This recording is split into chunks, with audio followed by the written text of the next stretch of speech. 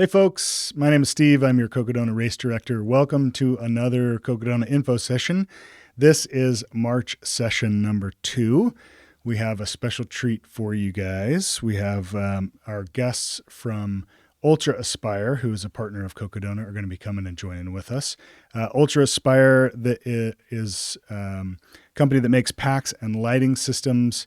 Their gear is inspired by athletes, designed for performance and revised to perfection, which I can say of any company that I've ever seen, that is true for UltrAspire. So Bryce is like the mad scientist, making all his tweaks to all his prototype packs and lights, and having the athlete team drive revisions on those, and Bryce is making those revisions in real time. So it's a company that is true to its roots, that it is its founder and designer is out there running, and the people that are on their team are causing the iterations to happen. So it's a really great company. We've got two Cocodona runners from UltrAspire joining us today, and we're going to talk about lighting systems. Let's welcome them both in. We've got Jeff Bronco Browning and Harry Sabertus joining us. Welcome, guys. Thanks. Stoked to be here. Yeah. Pleasure to be here. Yeah, sweet. Well, you guys tell us, introduce yourself, Jess. I guess let's start with intros. Go ahead, Harry. I'm Harry. I live and train right now in Reno, Nevada. I do love running 200s, and and I just been enjoying using UltrAspire packs, and been a huge support for me in the past year from Bryce and the crew. And I'm Jeff Jeff. Browning, and I've been with UltrAspire since their inception. I was one of their first few athletes on the team way back. I've known Bryce for a long, long time. We've collaborated on a lot of projects over the years. I am based in Flagstaff, Arizona, and right where Cocodona finishes. So Yeah. everything shuts down in this town if you're an ultra runner during Cocodona week. Yeah. You don't work much. You just follow the live feed or help or pace or run or something. I know. I love going to Flagstaff and meeting people, and they're like, oh yeah, I've heard of Cocodona. Yeah. Of course I've heard of Cocodona. And I'm like, oh, well, that's pretty cool. Yay. All right. So Harry, you're kind of new to the UltrAspire team. Is that right? You joined, did you say a year ago? Actually, UltrAspire approached me after Cocodona, and I got to test it out just because the pack that I was using, it wasn't great. I lost my favorite jacket. I lost my gloves because it bounced it out everything, like the first 70 something miles. And then for last 3 200s that I did last year, I got to use UltrAspire packs, and I came down to the one that's been my favorite so far. Perfect. Yeah. Cool. And which one is that, just out of curiosity? It's Alpha 6.0. I got to use the prototype last year and test it out in 200s, and I know they just released the Alpha 6.0 this year, so I'm excited for everybody else to test it. Yeah, sweet. Well, I'm glad that you got on board after Cocodona. That's great. So these two gentlemen raced head-to-head last year, and it was a great showing. Harry, how was the race for you? How did you feel? Was it a challenging race, tough race? Did you just have a great race? How did you feel during the race? I felt surprisingly well. It's definitely a challenging race. There's no 200 that it's not challenging, in my opinion. There's always something unpredictable can happen, and that race in particular just pan out perfectly for me. Everything, like, I didn't plan everything what I did, but as the days went by, everything just panned out in the right place at the right time, and I felt great. Nice. Yeah. That's awesome when it works out that way. How are you feeling in those final 10 miles when you were coming down Eldon? Oh, when I was going up Eldon, I thought I'm just moving backwards. I felt exhausted, but I wanted to push, and then on the downhill, that was like I couldn't believe that I'm finishing at the same time. I'm like, I don't know how much longer there is. I had no comprehension of how many more miles I had. So I just wanted to push it. So that was it was exciting. Sweet, man. Well, it was exciting for us to watch also. So did you know Jeff before the race, or did you get to know him at and after Cocodona? No, first time I met Jeff was at Cocodona. I known of him and followed him along throughout the years of my running for sure, and I've been a huge fan. But I met him for the first time in Cocodona. Yeah. Okay. I think we met for the first time when he passed me with 2 miles to go. I believe so. Oh my gosh. At least that was the first conversation we had. Totally. It was our first conversation ever. That's how we met. But I knew who he was. I knew he had won Tahoe. I knew he was a dark horse in this, and I knew he was a potential fast guy. But I have to admit, like I kept in the second half, as I was leading that last 165 miles, I was like, who's this hairy guy? The whole time my crew keeps giving me, I'm expecting someone like, String Bean to be breathing down my neck. That's who I was probably the most worried about in the field, him and Arlen. Going into the race, those two guys, Arlen's first 200, and I trained with him. I knew he was fit. I trained quite a few miles with Arlen in the buildup because he was out here early, and we spent a bunch of time together. We ran rim to rim to rim together. We ran on the course probably at least 2 or 3 times. I think three different big sections on the course, scouting and doing recon together. So I was really thinking about those two guys until the second half when I kept getting reports especially when Harry moved into second, coming out of Sedona and past String Bean. I was like, dang, dude. He's like, and I had an okay lead. I had like 4-mile lead, and I thought, okay, I just got to maintain this lead and keep moving, until the air, I had the airway stuff, the reactive airway that I was like, okay, I just got to maintain and hold him off. And I thought I could do that until I started having the breathing really got really bad the last 40 miles. Just basically the last 40. Jeez. Dude, I could only breathe through my nose the last like 40, 50 miles. It really sucked, Yeah. and I've never had an issue since, even doing the Colorado Trail FKT. I had a upper respiratory infection like 3 weeks out, had gotten like rid of symptoms like 5 or 6 days out from the race, thought I was in the clear. But, after talking to some docs, they're like, yeah, you still have a viral load, dude.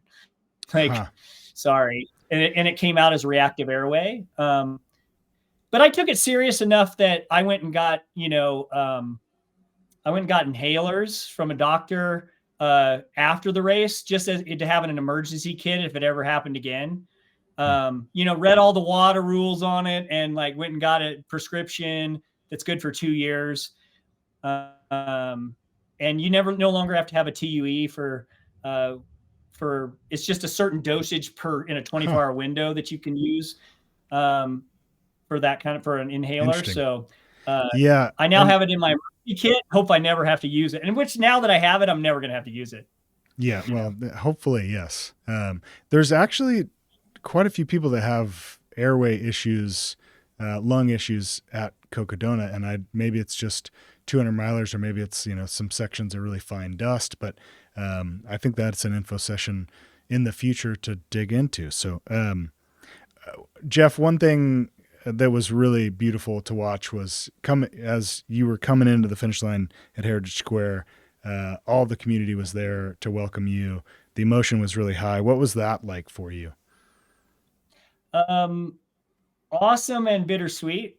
I have to say, after leading for that long and feeling strong, but then having this thing with the airway where it's just like restricting your output. Um, that was really hard to like, accept that, oh my gosh, I'm actually going to lose the lead, like with almost to the finish line. That was really hard. Like that, I have to say, like, I would have done the same thing as Harry. I would have not have held hands across the finish line.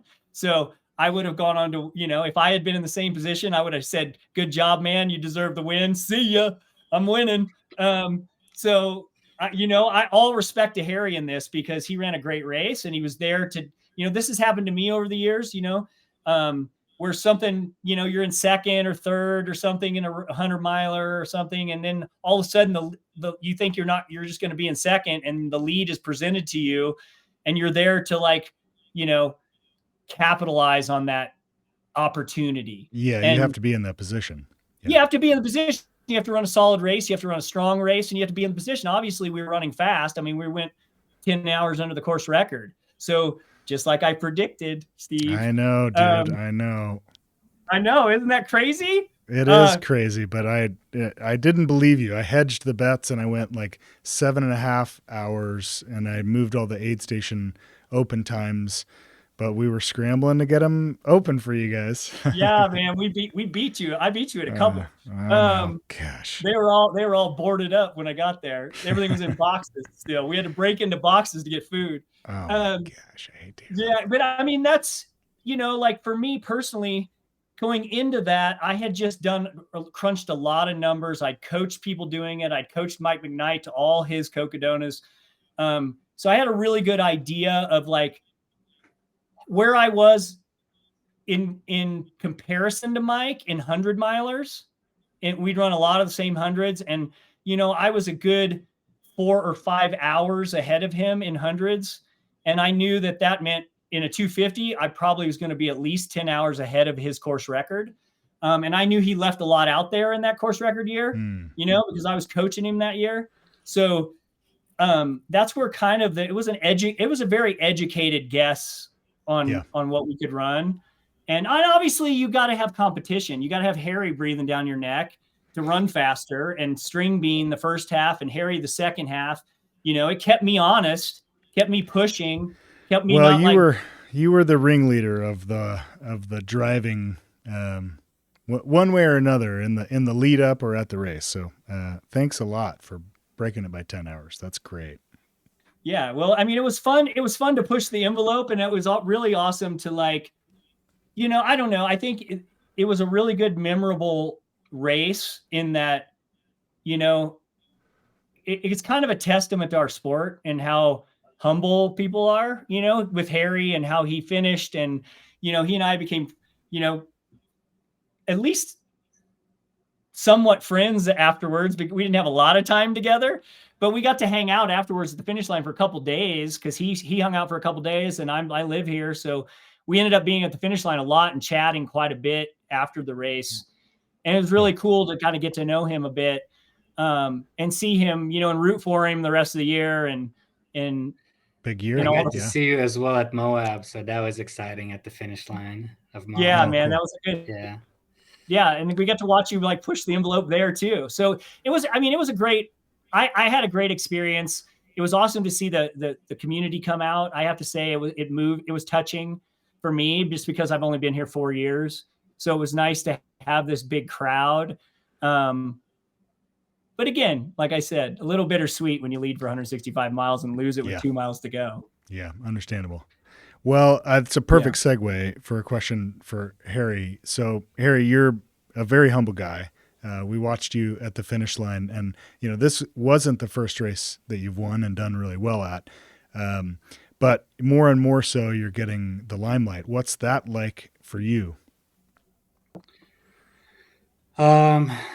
It's exciting, and like, I don't know. At least there's a confirmation is that I'm following the right hobby, and the right path. Like I've been dabbling in in a lot of different sports, and running is always the one that I've been coming back to, and seems like 200s. It's very exciting, and the ultra running community has been incredibly generous to me, at least. Yeah. Awesome. Well, you're running again with us this year at Cocodona. What's your goal this year at Cocodona?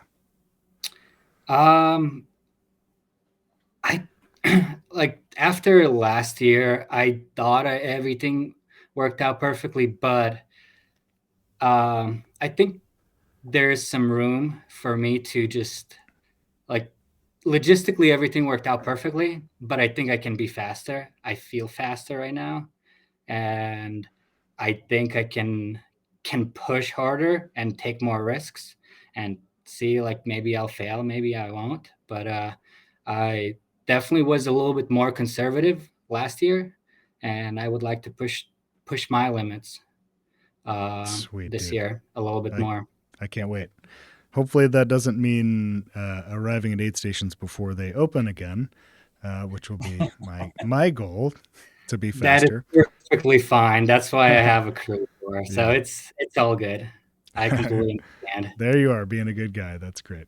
Okay, well, we're going to get into lighting systems a little bit today and talk about these two pros' choice of light systems.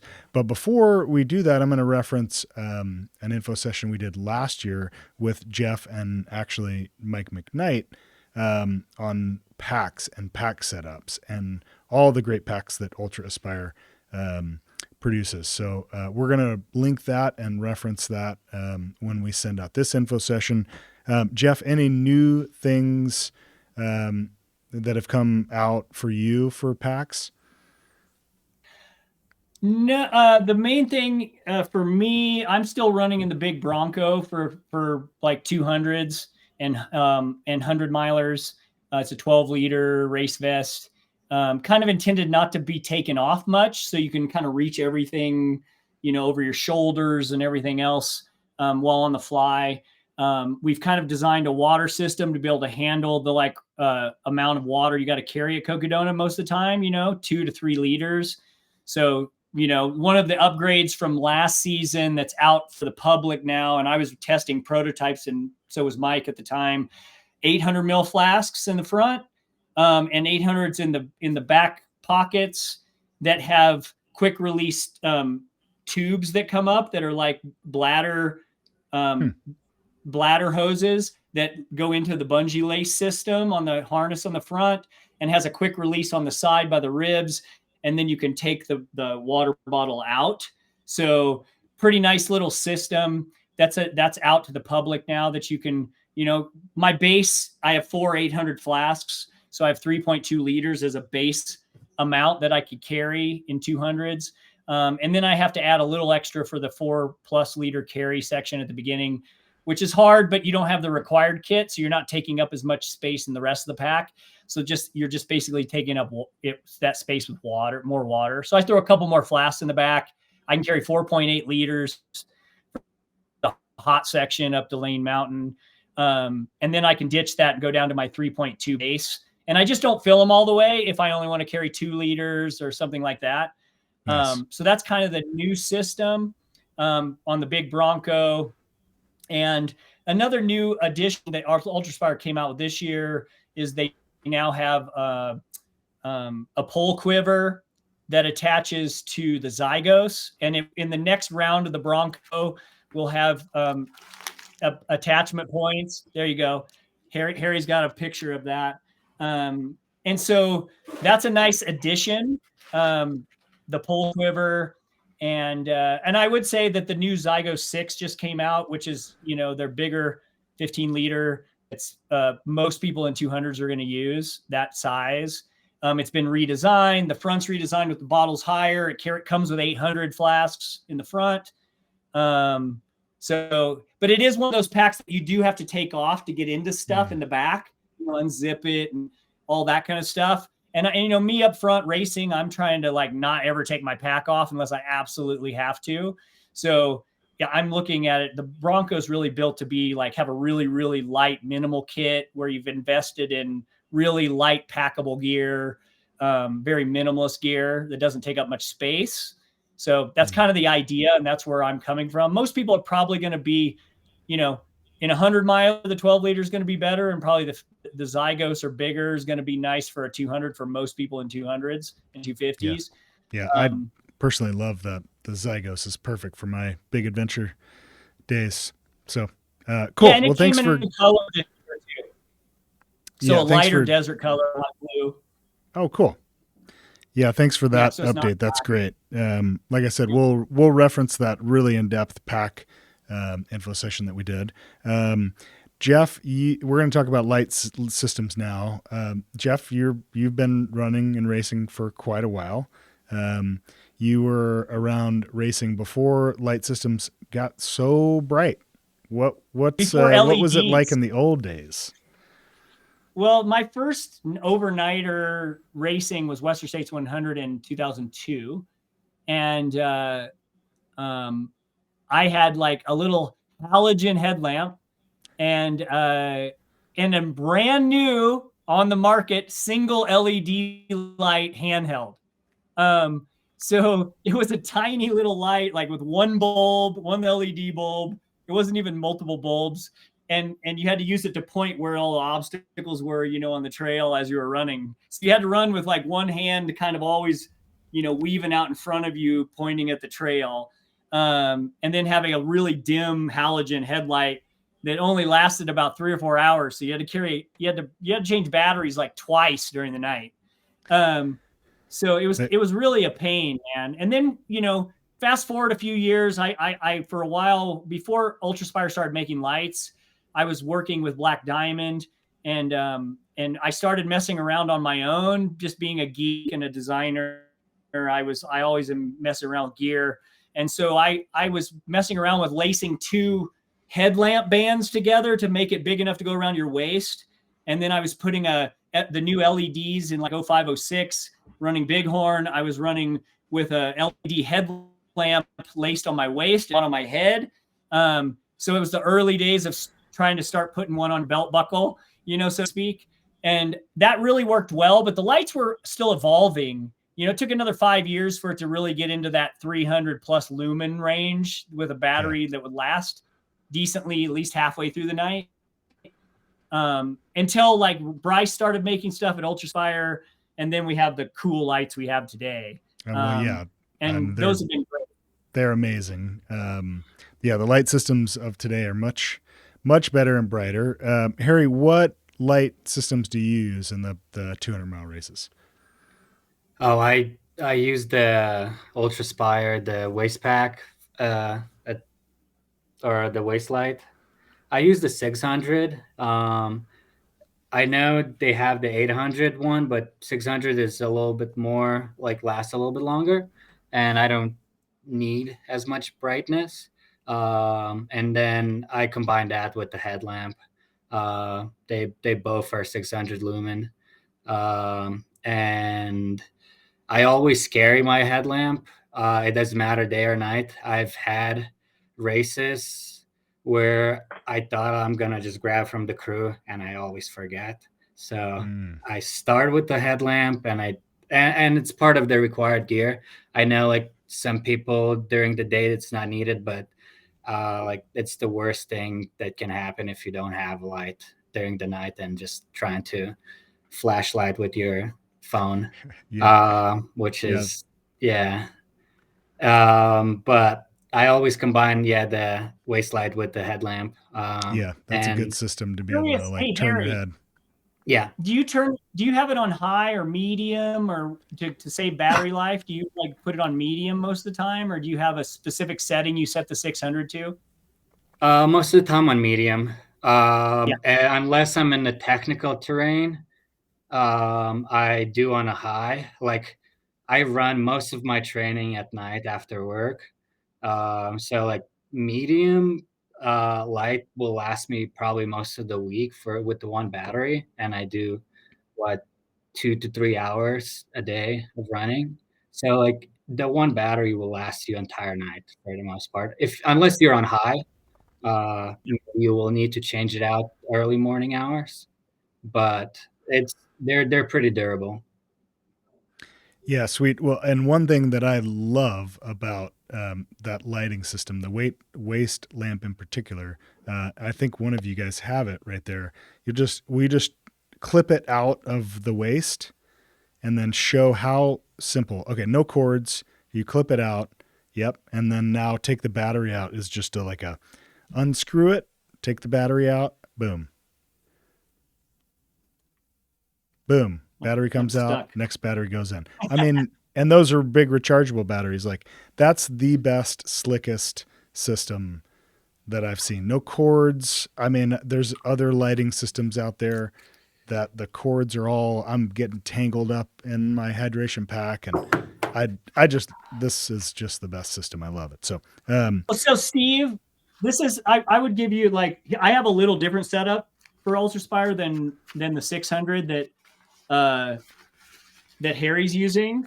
I use the 850 Duo. So it comes with one housing and a headlamp or a headband and a waistband.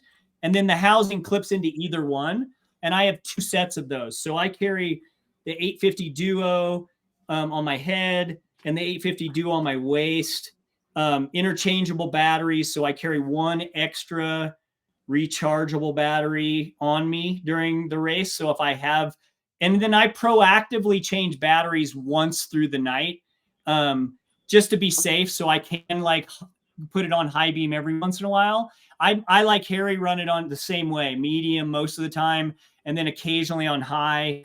And the one thing I would say, another thing I personally do is I have multiple sets of these. So my crew just has the housings, the light housing. So when we're ready to flip, I don't even take stuff off my headlamp or my waist lamp. They just pop it off and then clip it on or hand it to me and I clip it on. And then the other thing, because you guys have a required light during the day and I'm a weight weenie, I switch out with my crew and I carry this little rechargeable LED. It lasts a few hours. It has a magnet clip on it. So you can turn your hat around, you can clip it right through the hat like that. And then you got a built-in headlamp. So if you're like, oh man, I'm an hour out from getting to my crew and it starts getting dusk or dark, I can use that as emergency light, but it's super, super light and rechargeable. So that's my daylight, required light. So I still have a light on me, but then I go to the big guns at night as soon as I can. Well, that was going to be a question I was going to ask Jeff is, do you have a headlamp and waist lamp on at night all the time, or do you, at a certain point, do you switch to both? All the time. Yeah. Cool. Yeah, I do it. I the whole time. As soon as it becomes night, as soon as I can get the setup, I'm have one on my waist, one on my head, the whole night. Yeah, cool. Well, that system seems to be super simple and easy. Harry, how do you navigate swapping or charging batteries during a race? What's your tip? I normally just carry one battery with me, and then each aid station, whenever I see the crew, they swap with me. They give me the brand new one. On a waist light,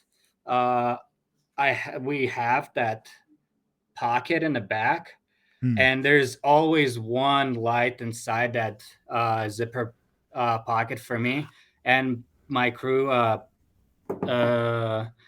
They always know to take it out and to put a brand new light inside the light, and then replace the brand new light in the back.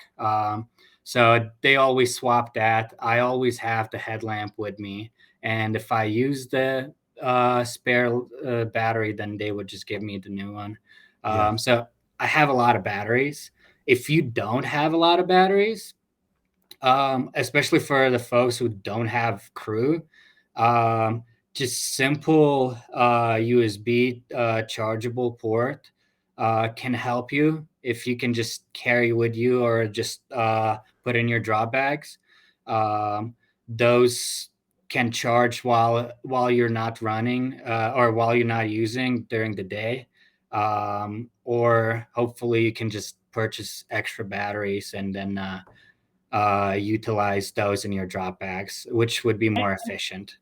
And to do a quick demo on that, the button side of the housing on these screws out part of the way, and then it exposes a USB-C port. So if you have a little charger with a USB port and then a USB-C cable, short cable goes into that, so you could have all that charging if you were like self-supported during the day. You could be recharging your light and not even have to swap the battery. Yeah. Okay. So, I mean, you guys have mentioned for a runner that might not have a crew, options of having batteries stashed in drop bags, but also charging. What would you lean a certain direction of just, having batteries in a drop bag and just grab and go, or would you be charging on the go? I prefer I to would use go. I prefer batteries. Yeah, I would go with the batteries. Less things for you to go wrong because you forget. Yeah. Especially as the days goes by and you haven't slept for a couple of days, you forget to do that, and then you're just waiting for it to be charged. Yeah. Yeah. Good idea. Well, we Yeah, do and have, I would say, hey, Steve, like one of the things that we have athletes do is just make sure they buy a bunch of those rechargeable batteries, charge everything up before and put it in all their drop bags, and always be carrying an extra one, like Harry and I both do, carry an extra one because it's interchangeable with both housings, right? On all of them, they're all the same batteries. So it's really nice to just be able to like, oh yeah, this one's done. Get to the next drop bag. No matter where you don't have to figure out your pace or when it's going to be night. You just have charged batteries in every drop bag. yeah. Yeah. And it is nice that they're all the same. All the batteries for UltrAspire lights are all the same. They're super simple and clean. So yeah, I love it. Well, we will have charging stations on the course. We've got ample plugs at Crown King. So it's at mile 78 for the 250. Crown King up top at mile 37.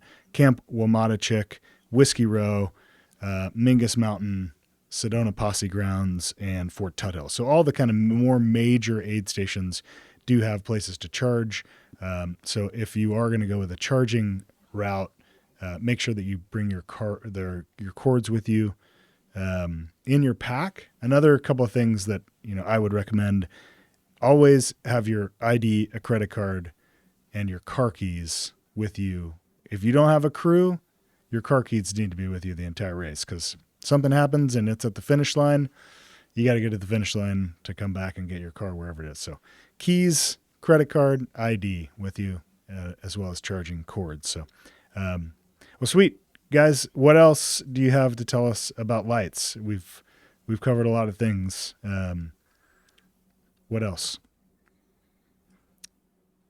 No light bulbs. That's basically it. I would I would say the coolest part of these lights is that we're using really reusable lights. So whatever amount of light the batteries you buy, you'll have them for multiple years.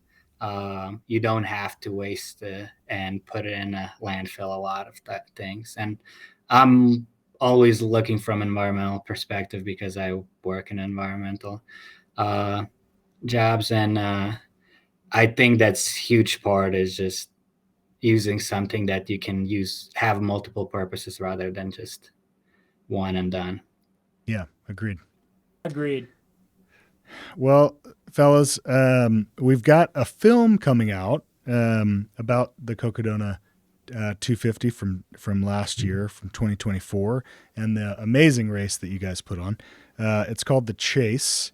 I've seen it, and it is, I think, one of the best running movies that has come out in a long time.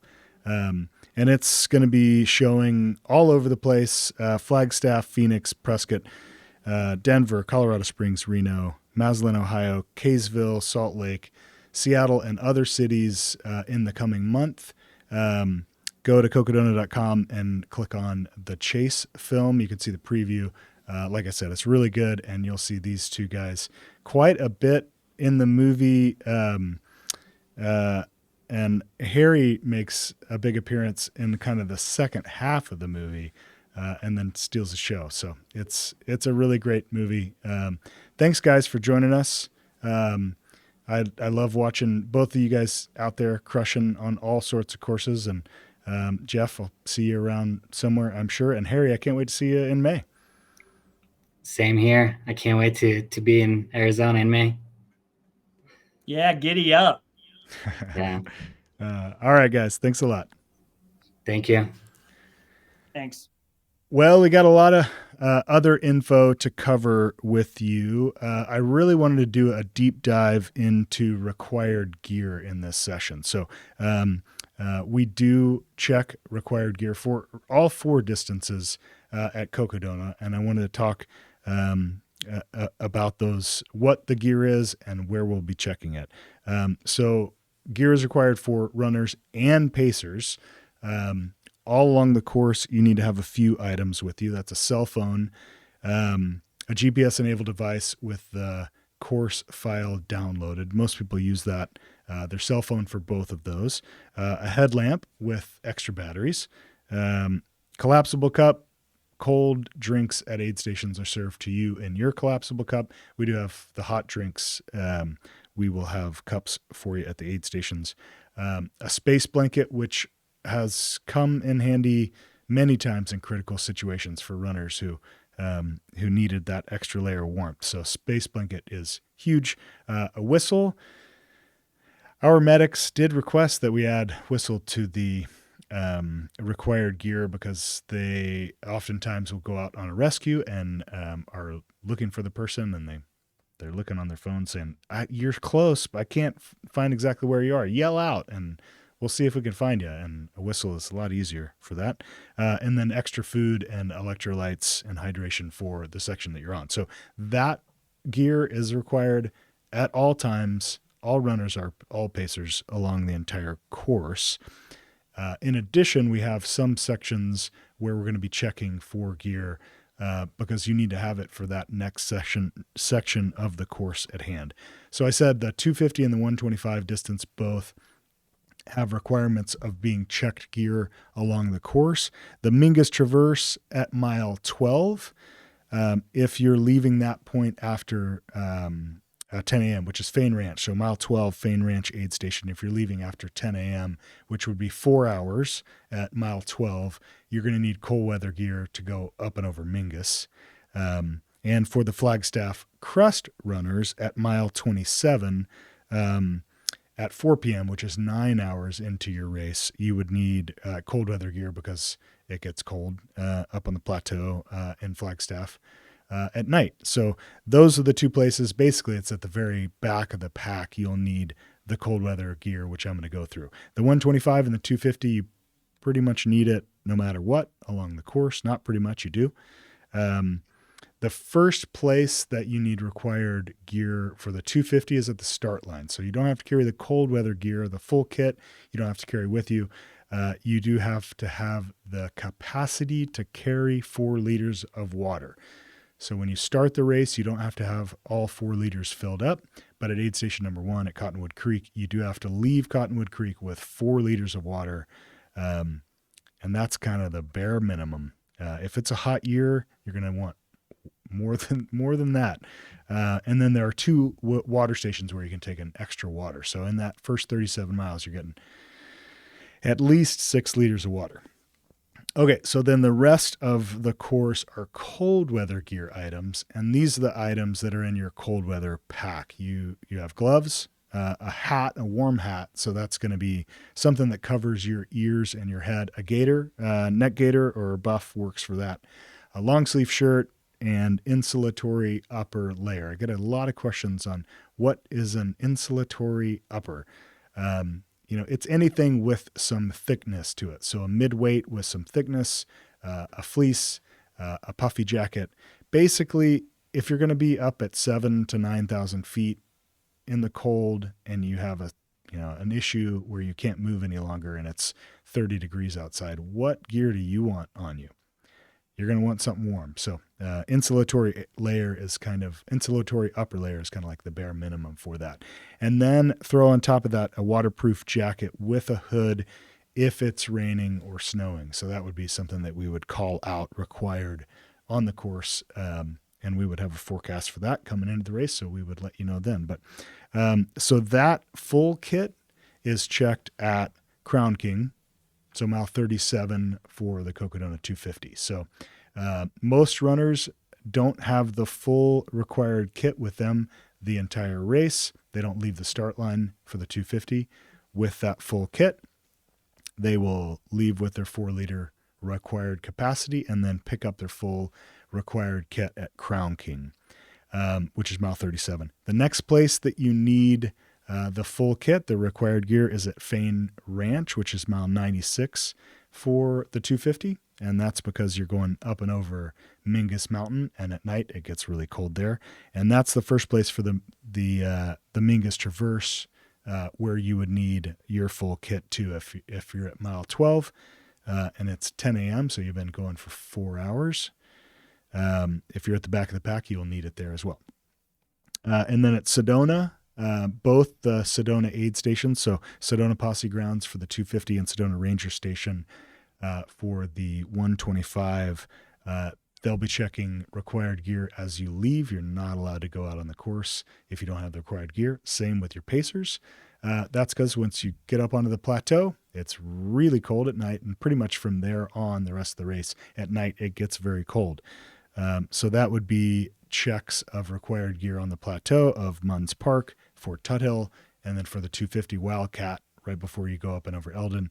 And for the 125, the FAC aid station, that's a new aid station. It was ADOT aid station, but we've shifted to the Flagstaff Athletic Club. FAC is what we're calling it for short. What the FAC? And that's at mile 27 for the 39-mile distance. Man, there's all kinds of numbers flying around here. So if you're the back of the pack, the 39-mile distance, that at mile 27 at the FAC aid station, you're going to get checked there. So that's required gear. All that information is in the runner guide. Feel free to check up on it. We are going to check at each of those aid stations when you're leaving for your runners and pacers to have that gear. If you don't have it, you can't continue along the course. So make sure you're checking out at each of those aid stations, and so they can check your gear and you can continue off. Okay, I've said it before in the info sessions, but room blocks are going fast. If you haven't booked your hotel rooms for you and your crew for the race, now's the time to do it. Flagstaff, the NAU has graduation the same weekend that we were finishing in Flagstaff, so the hotel rooms go fast up there. The Mingus Traverse distance, we have finalized where our start line hotel is. It's the Prescott Spring Hill Suites. That's where packet pickup is going to be on Monday night. We will have a shuttle from the finish line area to that hotel, the Prescott Spring Hill Suites, and that's where we'll have packet pickup. That's where the hotel room block is. And then the next morning, if you booked the shuttle, the next morning we'll take you over to the start line. We have a trail work day. Our nonprofit partner, Wilderness Volunteers, is leading a trail work day for us in Oak Creek. We will be there Saturday, March 22nd. There's a sign up for that. It went out via email to all the runners and also social media post. Come join us on March 22nd and then get out on the course and see a beautiful section of the course. Volunteer sign up is open. We are 50% full, meaning we still need a lot of volunteers. So if you know somebody who's not running or wants to participate in this amazing race as a volunteer, please direct them to cocodona.com and they can sign up for a volunteer shift there. We also have sports therapy volunteer shifts, so body work professionals that want to come out and help with stretching or PT or massage. We've got those shifts available that you can help runners finish in that way. And then live stream volunteer shifts are now open as well. So lots of volunteer opportunities for Cocodona. And lastly, I want to say our scholarship fund, we were able to give 9 scholarships this year to run Cocodona 250. And we hope to extend that to even more deserving athletes. Next year, you can donate on Ultra Sign Up. Go to Cocodona, and there's a shop tab. You can donate $25 increments, and we greatly appreciate that, so we can offer the opportunity to run Cocodona to more people. Excuse me. That's all I have for you today, folks. Thanks for tuning in, and we are looking forward to seeing you out on the course in May.